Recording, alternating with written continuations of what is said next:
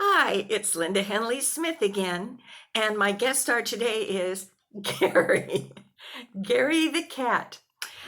I invited Gary to be a guest on this show this morning because I noticed something about him and my other animals this morning, and that is that if something bothers Gary and the other cats, they just walk away. They don't pay any attention or spend any time to the things that really bother them. Isn't that right, Gary? Gary says that's right. Now, Gary says, let me get the heck out of here. But it's true. We look at animals, and if something bothers them and they're annoyed by it, they just walk away. Some of them will try for a little bit to growl or to bat at them, but for the most part, they just leave if things bother them. And it started me thinking about what's going on with people today. Seem to be a whole lot of angry people who like to engage in that anger. I'm not talking about constructive criticism or a discussion on differences of opinion. I'm talking about people who just get angry. Some of you know this story because it happened a couple of months ago, but I was in the grocery store and the lady in front of me in line didn't like it that my little cauliflower hopped over the divider on the little conveyor belt as she was checking out. So she picked up that cauliflower and threw it at me. My reaction was to look and say, "Why do you hate my vegetable?" And I laughed because it took me by surprise that she would be so angry at my cauliflower that she would throw it at me. And when I laughed, it made her even madder, and she said, "That's not funny." And I said, "Well, yeah, it's a little funny," which probably annoyed her even more. Everybody's kind of uptight these days, and in response to my first little video program, I was very happy that a lot of you gave me suggestions of things to talk about. And one of them was about how to deal with nasty, evil, angry people. I like to call them trolls.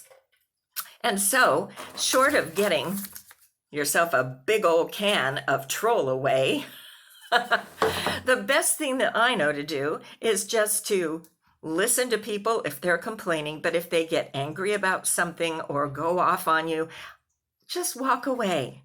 We don't need to engage. We don't need to keep that conversation going and perpetuate the negativity. And I know it's tough these days because sometimes you feel like just going to somebody who bugged you, right? But you probably can't get away with doing that. A lot of people say, "Well, I've tried, but it doesn't work." And that reminded me of something else that I talk about in my programs, and it is kicking yourself in the butt. We all seem to be dragged down by our excuses. Maybe you've heard the story that Michelangelo was asked one time, "How did you create such beautiful artwork out of rock and stone?" And he said, "I didn't create it. The artwork was already in the stone. I just chipped away the excess pieces and let the angel fly." And I thought, that is really cool. We all have angels inside of us. We want to float and elevate above all of the that's down on the ground. But we can't get off the ground because we all have big butts. And I don't mean the kind that we've gotten by sitting around on the couch during this whole quarantine. I mean, I would do this, but I would find more joy, but I would walk away from angry people like Gary does, but. And those buts are excuses. We have control over the way we deal with things, but we seem to be chained to the negativity and the anger that's out in the world today. I know it sounds kind of like la la la la la, so easy to do, and it isn't, but it's a mindset. And every morning when we wake up, we have a choice of how we're going to react to things and how we're going to greet that day. I like to think of it like Mr. Potato Head or Mrs. Potato Head. She or he have eyes and nose and mouth that they can change. And every morning you have a choice of, are you going to put on your happy eyes? Are you going to look for joyful things in the world? Or are you going to put on your angry eyes and walk around with your pants in a bunch like we talked about before? It's an attitude choice. And we have a choice of having an attitude of altitude or letting the trolls, the angry people, bring us down. In my workshops, I have the audience do this little exercise.